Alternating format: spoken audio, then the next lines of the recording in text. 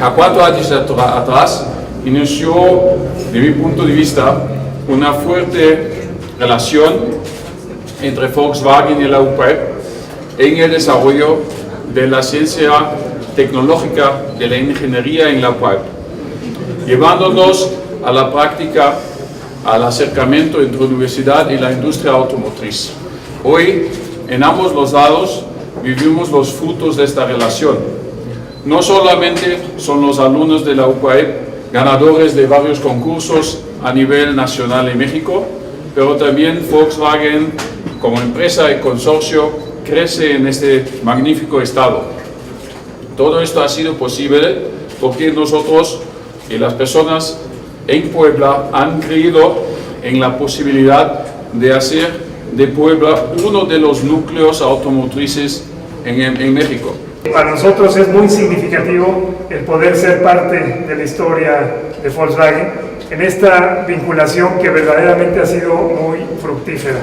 Volkswagen para la UPAEP y estoy seguro para Puebla y para el país es un ejemplo de innovación, de apuesta a la creatividad, de apuesta también a la persona porque creen en el factor humano como ese factor para impulsar el conocimiento y la innovación. Se ve en la cultura laboral que tienen al interior de la organización y también del sentido empresarial, el empuje que han vertido no nada más al interior del corporativo, sino en todo lo que tiene que ver con la cadena de suministro, proveeduría, desarrollo en general de toda la industria que tiene que ver con el sector automotriz y que hoy por hoy es un ejemplo para México. Me parece que ese es el modelo que nosotros tenemos como inspiración para seguir trabajando en el modelo educativo de la universidad.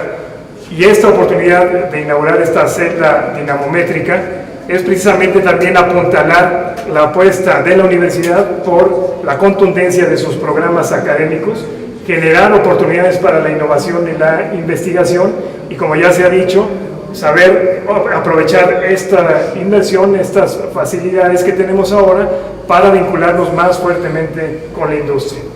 Todo esto también enmarcado en una relación que estamos seguros cada vez será más estrecha con nuestras autoridades para poder facilitar que esto se vuelva un centro al servicio, un centro técnico al servicio de la sociedad en todos los órdenes. Uno de los aspectos que también